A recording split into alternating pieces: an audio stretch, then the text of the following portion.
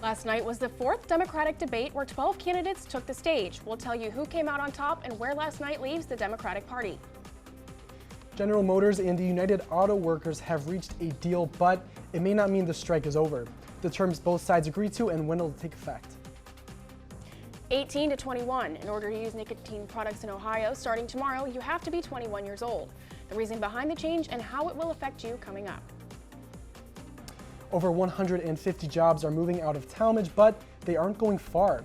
What the city is doing to compensate the financial loss. Your Wednesday edition of TV2 starts right now.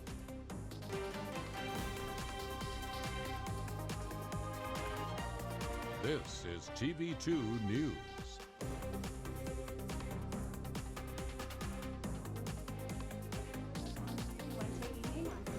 And I'm Connor Steffen.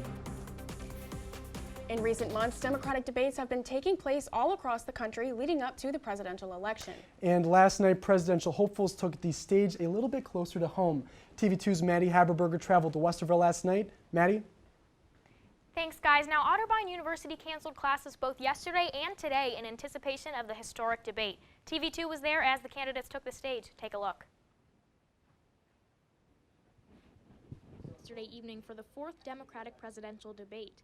The community of Westerville, Ohio has been on the edge of their seats since it was announced the debate would be hosted there last month. I think it's an important thing to not only be involved in kind of making decisions about what you're going to be voting for coming November, but as well as the fact that it's just something that you can't pass up.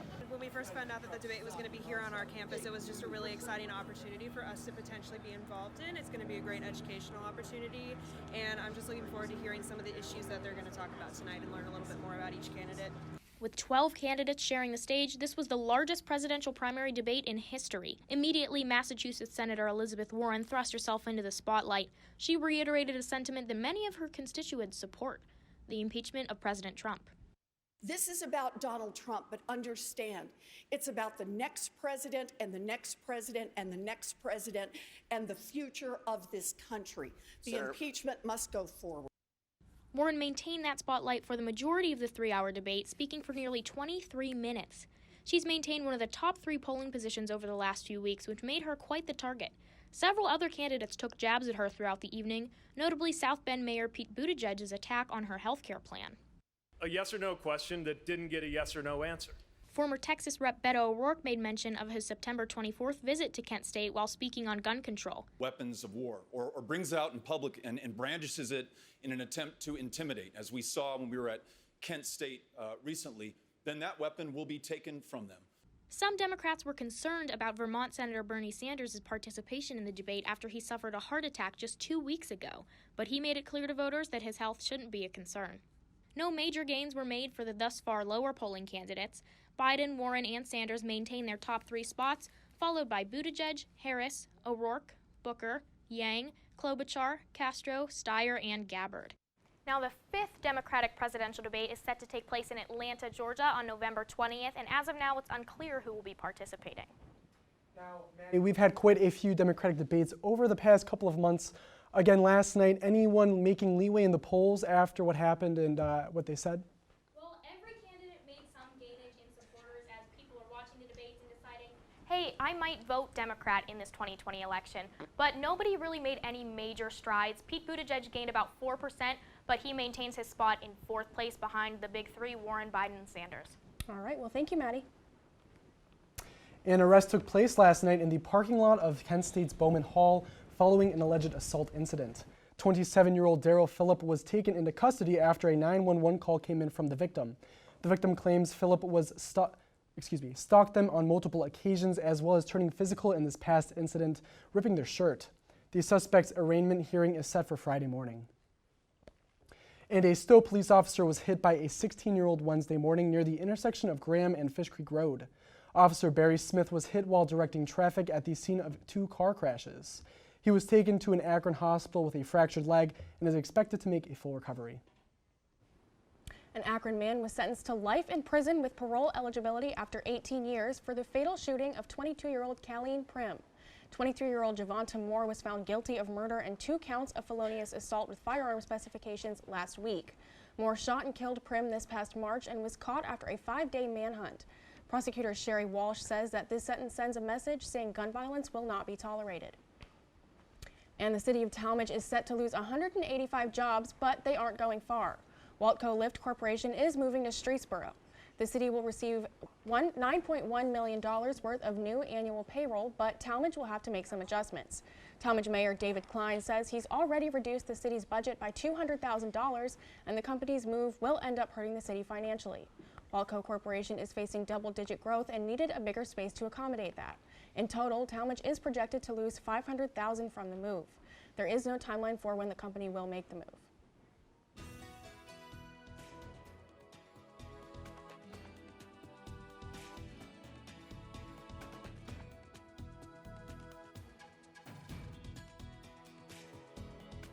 September 2019 was a scorcher, last month tied with 2015 as the hottest September on record. That's according to a report from the National Oceanic and Atmospheric Administration. The average temperature for September across the U.S. was 68 degrees. NOAA scientists also found wetter than normal conditions on the West Coast, Northern Plains, and Great Lakes, but there were record dry conditions across the South. Now, thankfully, I think that we are finally into cool temperatures. No more of that warm September. Yeah, you want to know? I'm glad we're into the warm temperatures, but today not very happy with all the rain we're having. Yeah, right? It's really, I mean, you got to take what you can get. You can take what you can get. I'm sure our Rachel Gross can tell us a little bit more. Should we be expecting more rain tonight, Rachel? Thanks, guys. And you're right, those hot temperatures do feel so far away, and sometimes when I'm outside, I'm wishing it was closer to 80 degrees. But enough wishful thinking for right now. Currently in Kent, it's 45 degrees and raining, and we are going to be seeing some scattered rain throughout the evening. And we are feeling that wind currently, so it is making it feel a little bit colder than it actually is outside. Currently, it is 14 miles per hour and gusting up to 30 miles per hour, so definitely blow your umbrellas inside out kind of weather. Looking all across northeast Ohio right now, all pretty much the same temperature-wise. High 40s, and across Ohio as well, high 40s with this wind dipping down into 30s. Looking ahead to tonight, we're going to be seeing that it's going to be 44 degrees, but it's going to feel like 32. Definitely want to have your winter coat ready, maybe even gloves, hat. Going to continue to see that wind throughout the night. That's all I have for weather right now. Stay tuned to find out what your forecast looks like for the weekend. Thank you, Rachel. Can't say I'm looking forward to the inside out umbrella weather. Starting tomorrow, those under 18 will not be able to buy nicotine products in the state. The new Ohio law goes into effect, limiting selling of both cigarette and vaping products amidst the vaping epidemic that has left 26 dead in the U.S. just this year. Summit County was one of the first counties in Ohio to spearhead the idea of the ban, raising the age from 18 to 21 in several cities. 29 people in the state are hospitalized with vaping-related illnesses, and Governor DeWine hopes that this new law cuts down on nicotine use in teenagers. Jury selection started today in the first federal trial over the opioid epidemic. Summit and Cuyahoga counties claim that drug companies that made, distributed, and sold prescription painkillers engaged in a deadly conspiracy. People with close connection to the crisis are excluded from serving on the jury. Defendants asked Judge Dan Polster to delay the trial after reports that 3 big drug distributors were offering a total of $18 billion over the next 18 years as a settlement. Lawyers argued that the jurors who read or saw the coverage could be tainted. Polster denied the motion. It is expected to take up to 3 days to select the jury. It is getting colder, and that means the germs are coming out. Akron Children's Hospital is offering free flu shots in local schools this week. Akron Children's partnered with Health Heroes to provide the flu vaccine for all the children whose parents consent to it, regardless of their health care coverage. Participating school districts include Akron Public Schools, Stowe Monroe Falls Schools, and the Talmadge City School District. For a full list of all the schools participating, visit the link at the bottom of your screen. Kent State hosted the Professionals with Pride Career Fair today. Yeah, that's right. Our reporter Cameron Calderwood has the story. Kent State University continues to strive towards promoting inclusivity and success for all students. I set out to learn about the significance of the LGBTQ+ career event and what it means to employers and students.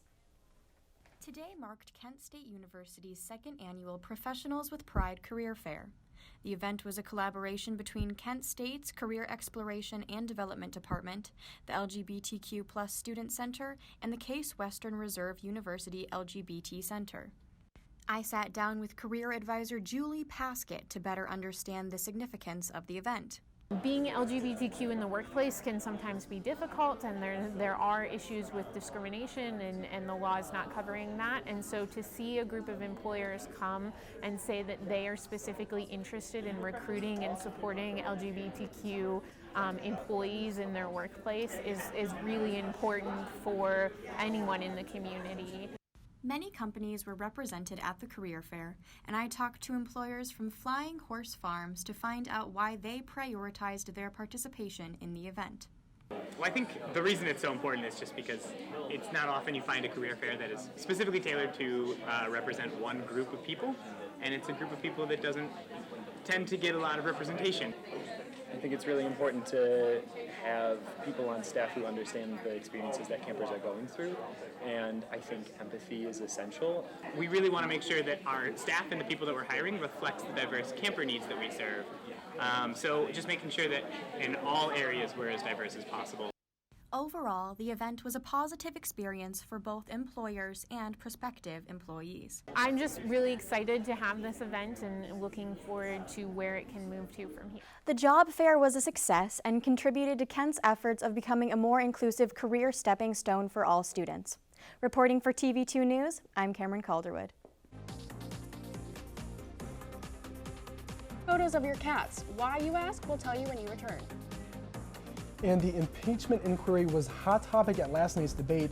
Many called Trump unfit to continue serving, but does Congress feel the same way? We have the latest on what legislators' votes are indicating for the future of the country coming up. Rain, cold temperatures, and wind in today's forecast. Find out how long this miserable weather will be sticking around for coming up. TV2 will be right back.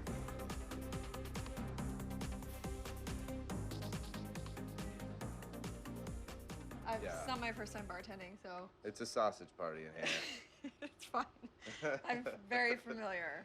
Yeah, because you're a sexy girl, Sam. Last thing, Yeah. is that the music, when Momo kicks it into high gear, is going to get a little bit loud in here. So your customers are going to have a hard time hearing you. So you may want to. What?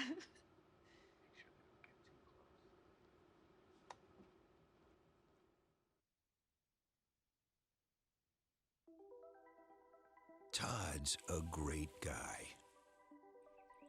I mean, look at him. What a sweetheart. Attaboy. Wait, Todd, what are you doing? How totally selfish and un-Todd-like of you.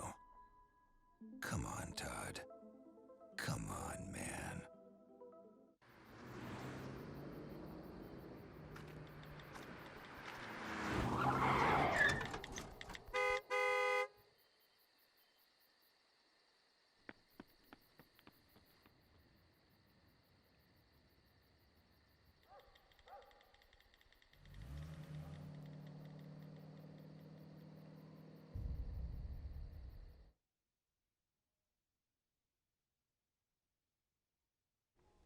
Welcome back. Following 31 days of striking by over 50,000 workers, negotiators from General Motors and the United Auto Workers Union have reached a tentative deal. The deal was confirmed today by Terry Deitz, the UAW's chief negotiator with GM. Officials from both sides still need to officially approve the deal, meaning the strike by workers is still technically ongoing. It is not yet certain when the workers will start returning to work. No details of the deal have been released to the press as well. The union stated it will be decided at the meeting Thursday. And will there be a vote in the House on the impeachment inquiry into President Trump? Republicans are demanding it, even as two key players subpoenaed in the investigation slammed the inquiry as, quote, illegitimate, and it was a hot topic at last night's Democratic debate. Senator Bernie Sanders said that the president is, quote, is the, quote, most corrupt in our American history. What will happen next? Andy Rose has answers as to what's next for the president. We're legislating. We're litigating, we're investigating. House Speaker Nancy Pelosi holding off on a full House vote to authorize a formal impeachment inquiry into President Donald Trump and his controversial phone call with Ukraine. We have learned that call was not in isolation. There was a great deal of preparatory work that was done before the call.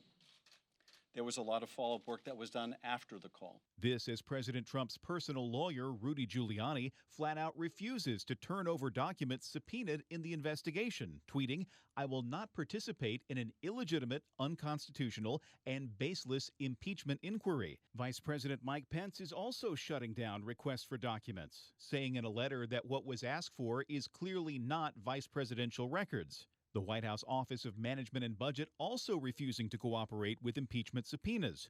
Frustration with the investigation is growing within the White House and amongst Republican lawmakers. House Democrats have wasted no time throwing fairness and precedent to the wind. We just hit the greatest economy we've ever had. Let's impeach the president. Isn't that a good idea? I wouldn't worry about it. I'm Andy Rose reporting. A potential bomb cyclone is taking shape along the northeast coast and is getting ready to take the east coast by storm. CNN meteorologist Dave Hennon says the storm will have the equivalent low pressure of a Category 1 hurricane. A bomb cyclone is defined by a pressure drop of 24 millibars within 24 hours and will bring strong winds to U.S. northeastern cities. Northeastern cities can expect 2 to 4 inches of rain, but what can we expect here in Northeast Ohio? Our weather anchor Rachel Gross joins us now. Hi, Rachel.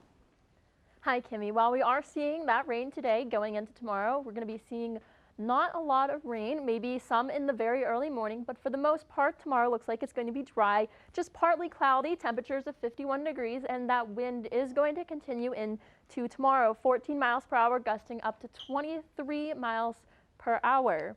Now looking at tomorrow night as well, we are going to see that wind kind of drop off 9 miles per hour, but you are going to still see those gusts of around 24 miles per hour. Temperatures in the low 40s, so not too much different than what we are seeing today. And looking at the 7-day forecast now. Friday, going into the weekend, Friday mostly sunny, 57 degrees is the high. Saturday is going to be pretty sunny as well with highs of 67 degrees, so it's going to get a little bit warmer by the weekend. We are unfortunately going to be seeing some rain late night on Saturday. Sunday, 71 degrees. Those clouds are going to start moving back in. Mild, some sun at times. But however, on Monday, we are going to be seeing those clouds return, unfortunately. But it's going to still be pretty warm outside with temperatures of 70 degrees. Tuesday, the rain is going to return, and the temperatures are going to drop off to about 64 degrees. Wednesday, 59, cloudy, but we might see some sun, but also there are going to be some showers possible on Wednesday as well. So we are still seeing some of those temperatures up in the 70s. Do you guys think we're going to have one of those random weeks in November where it gets really warm? Probably, maybe not a week, but maybe a day or two where it just gets really warm up in the 70s for no reason. You know, you asked me, I'm not sure, but I kind of really don't want that. I'm really into like the fall and winter weather, so I'm kind of mad. I absolutely don't want it, but it is Ohio, so it always happens. Right, exactly. We always get those random, really It's warm our fault days. we live here. Yeah, and then the next day it'll be in the negatives, of course. Of course, how it always goes. Yes. Well, thank you, Rachel. And today is my favorite day of the year. When we come back, see why we asked you to send in pictures of your cats. And Kent State men's and women's basketball spoke about replacing many key players going into next season. Hear what they said after the break.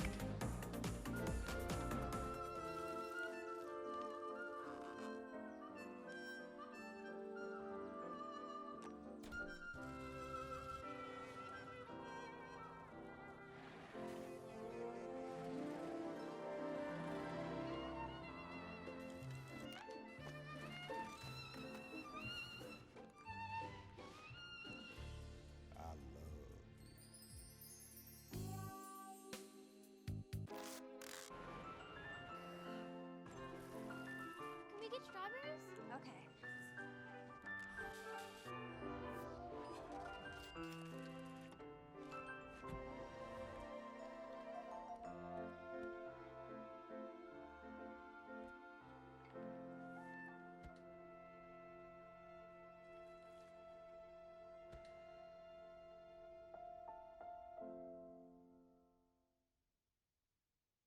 Hey, look, it's those guys.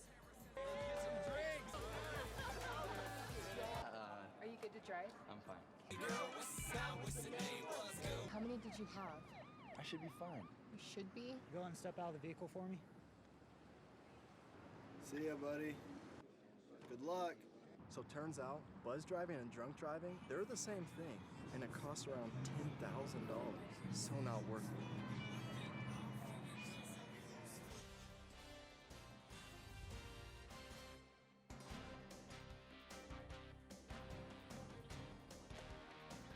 Welcome back. I'm your sports anchor, Nicole Bienvenue. Kent State men's and women's basketball held their annual media day today in the MAC. The women's team will be relying on leaders to step up this coming season. When you lose two seniors that played the significant roles that they did, you've got other people that are stepping in and still trying to learn their voice, where our consistency and leadership is going to come from. Are we able to compete on a possession-by-possession basis? We can do this and we can do that, and how to do this and how to do that. But I think we just want more, and we want to win the MAC, and we want to get to the NCAA and go from there. Freshmen will kind of hop in. They've never done any of this before, so we're like, no, like this is what happens. Like now this is what we have to do next year. Like this is our last year, so we're trying to get as much accomplished as we can. Yeah, we're trying to establish this as the Kent State University, since we're the only Kent State University there is, right? So, so that's our goal. No, I think it's great for our program to be able to play 3 Big Ten teams. I think it's great. First time, I believe, in 38 years that Ohio State has come here to play a women's basketball game. So. Now looking towards the men's team, they're going to have to adjust to not having key players like Jalen Avery and Jalen Walker on the court.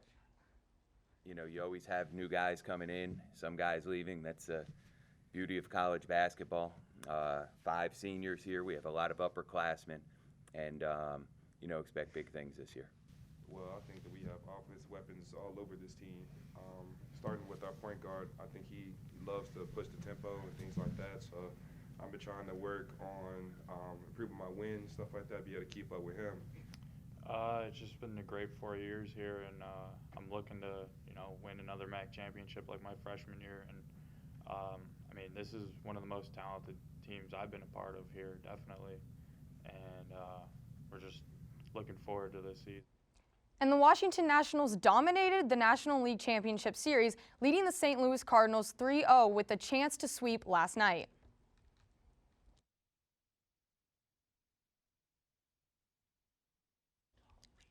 In last night's game, the Nationals quickly reached an easy 7-run head start. The Cardinals managed to cut the lead 3-1 runs in the 5th inning and had the bases loaded in the top of the 8th, but couldn't bring in the runners. With 2 outs in the top of the 9th, the Nationals had a chance to advance to the World Series. In the air, center field. This should do it. Robles will squeeze it, and there it is. The Washington Nationals are National League champions. There will be a World Series in D.C. It looks like some exciting stuff. Yeah, right now the Nationals punching their ticket to the World Series last night. Now, turning to the ALCS, are we expecting Houston or New York to come out of that matchup, Nicole? Yeah, guys, well, I'm going to go with Houston for this. You know, they're already up in the series. They've got a really solid guys that are pitching on the mound. They're really solid there, and they've got about 4 or 5 guys that have already appeared in all-star games, so they're really solid in their lineup, and I think overall they're defending champs, and if it comes down to a Game 7 series, then it's always good to have the home field advantage. Yeah, I'm going to take not the Indians. That's what I took from that. All right, thank you, Nicole. Now, the weather today in Northeast Ohio has been quite dreary, but that doesn't take away from this national holiday, making today perfect. Now, see what I mean after the break. How can I help my daughter with her reading? Searching for help with Dachshund Reading. No. Let me try. Sarah's bright, but when she's reading, she has trouble sounding out words. Playing world music. What? I give up. Wait, I was trying to show you how Sarah feels every day. Frustrating, isn't it? Redirecting to understood.org. Join parents and experts at understood.org, a free online resource about learning and attention issues to help your child thrive. The inherent right to work is one of the elemental privileges of a free people. Endowed, as our nation is, with abundant physical resources, and inspired as it should be, with the high purpose to make those resources and opportunities available for the enjoyment of all.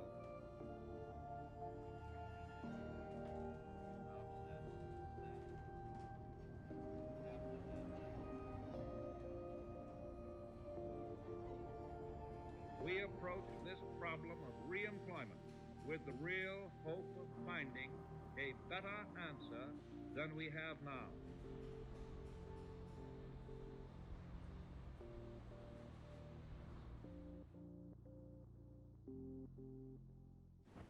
Welcome back. Today is officially the best day of the year. That's right, it is Global Cat Day. TV2 asked you to send in pictures of your furry friends and you didn't disappoint. Yeah, cat advocacy groups, Alley Cat Allies wants you to pledge to be an ally of cats. Kimmy, I know this is something we agree on. I am absolutely an ally of cats. Yes, I saw my own cats up there. I am absolutely an ally as well. Now, beer, cursing, and obscene gestures is not your average relaxing yoga class. This is rage yoga. So get mad and take a look at today's Take a Look at This. In this yoga class, instead of calming down, students get fired up. It's called rage yoga. It is yoga with an attitude. This Kansas City instructor incorporates beer, heavy metal, cursing, and cathartic hand gestures. Letting all the negative energy out. She says a student's mental health is as critical as their physical well-being, and her students are loving it. Speaking as somebody who works really, really hard and, feels a little burnout sometimes, it just makes such a huge difference.